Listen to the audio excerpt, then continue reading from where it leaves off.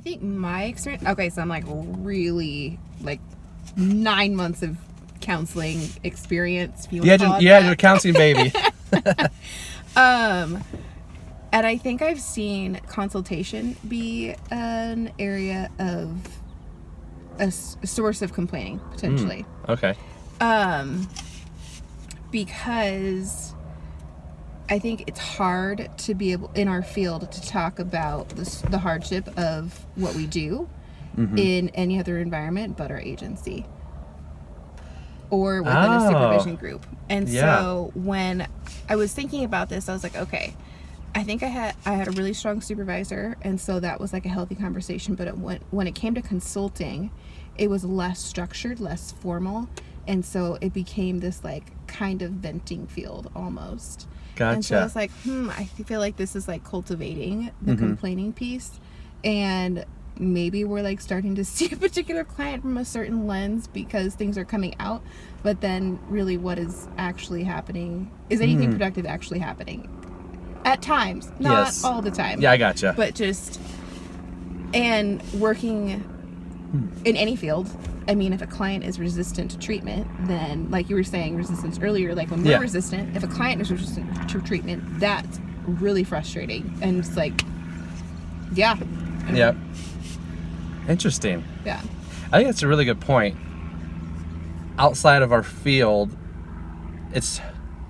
Well, I want to ask you, why do you say... I have an idea, but why do you think it's for you it's hard to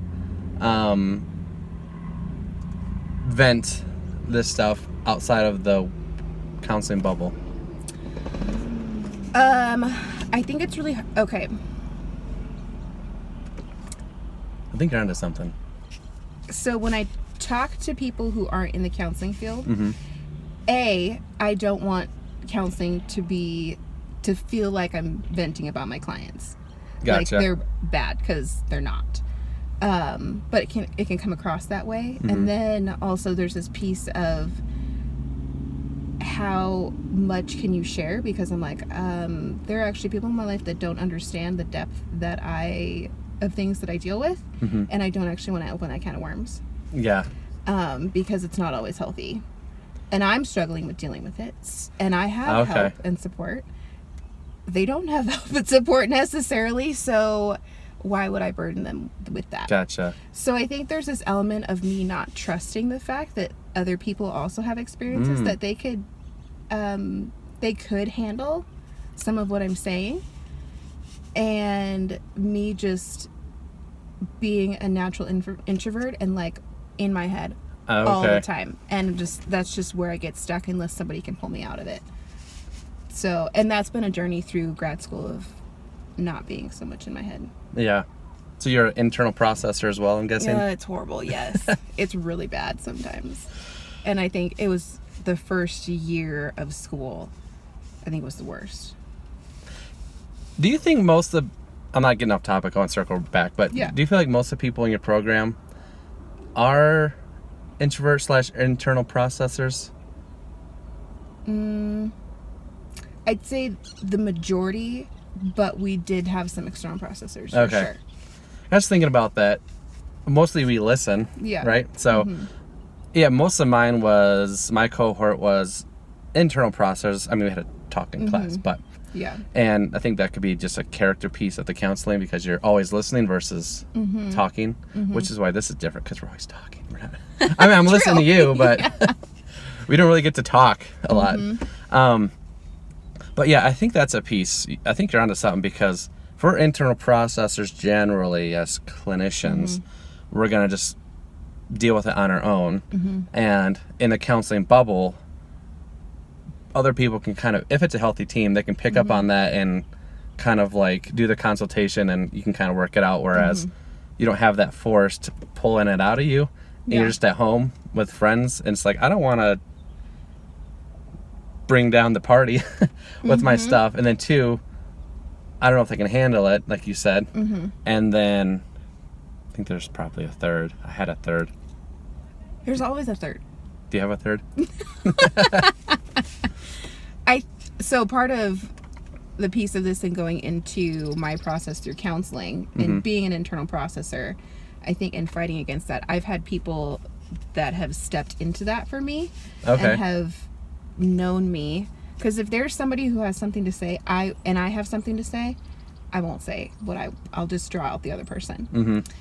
And so I have people that have known me for a while that will actually tell other people, it's like, no, Gentry has something to say.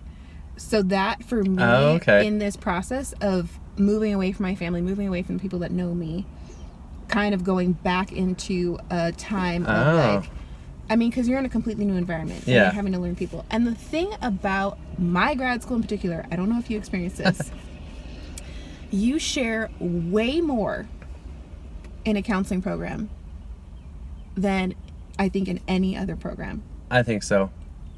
Yeah, I talked to Tara about this because her program was statistics. Mm-hmm. And we always talk, Tara, you're like the rock star of nerds. Like yes. Like super cool, not typical statistician person. You actually have personality. True. No offense to you other statistician people, but you know it's true. But I was talking about the program and she was just commenting like, yeah, that's not like mine. Yeah. So yeah, we have people crying. Mm-hmm. We'll just talk about general stuff from the text, but then it evolves into tears and trauma stuff comes up. And it's just, I think there comes a point when you're sharing these vulnerable things and you go home and it's really easy to be stuck in your head. It's really easy to have what Brene Brown calls like vulnerability. What is it called? Do you know what it is? Vulnerability. It's like a addiction term, like yes. relapse or. Oh, it'll come to me. Anyway. Okay. But yeah, she talks about that of how you just like constantly go in your mind and like think it's like that shower moment where you are in the ruminating shower and you're like, and what did I just share? Why did I say that? And that happens all the time.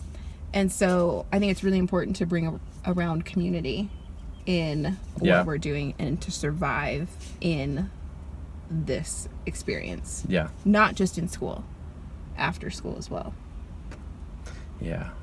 And I don't know if maybe what I'm processing through at the beginning of this, where being able to get to a point where I can share some of the things that I'm experiencing in counseling is a way of bringing in community for me to be known in what I am experiencing, because I tend to be not the one that shares, and I'm not known, which is a frustration. You let the group share.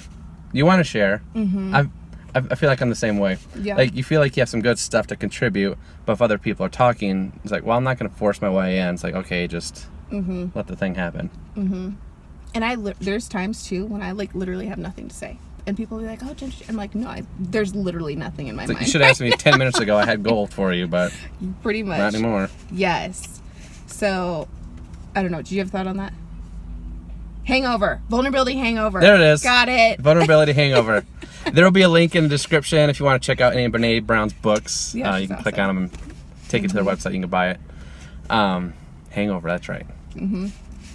Oh, I had a probing question. Oh, maybe this is too much. But, so you moved here. Strangers, people you don't know. Yeah. New program, vulnerable, all that stuff. I wonder if the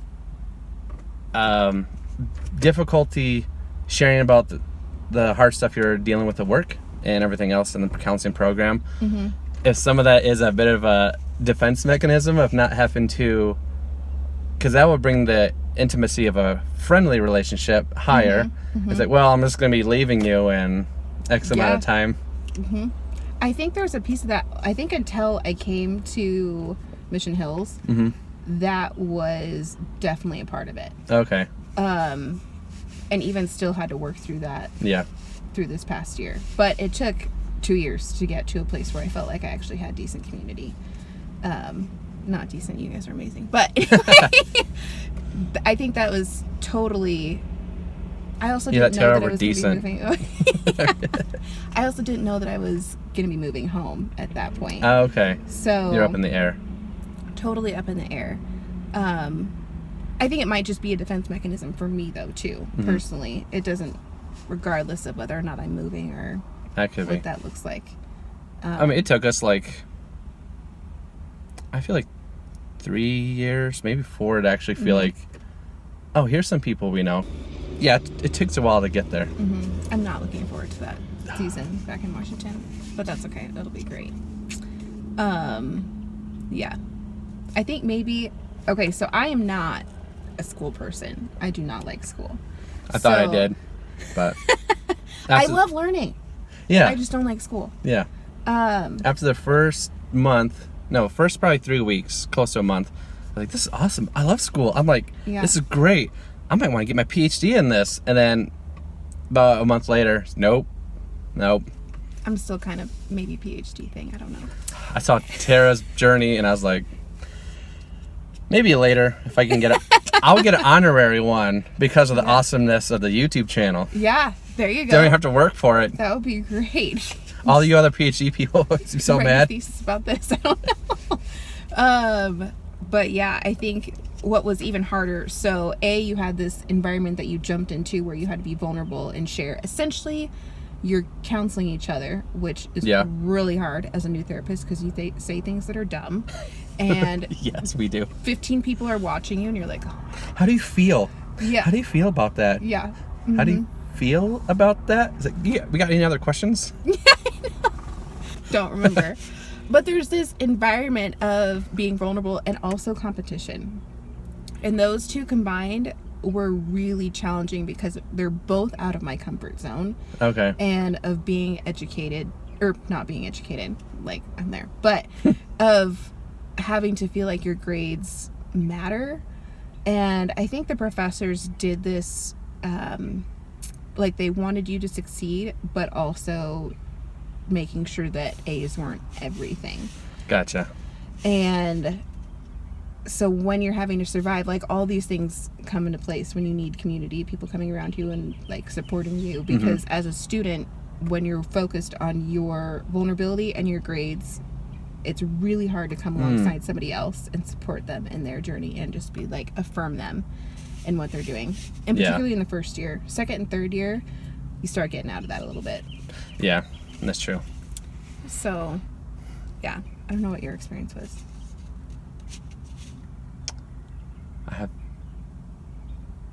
Sorry, my brain froze. I have some. Yes. Multiple experiences. Yeah.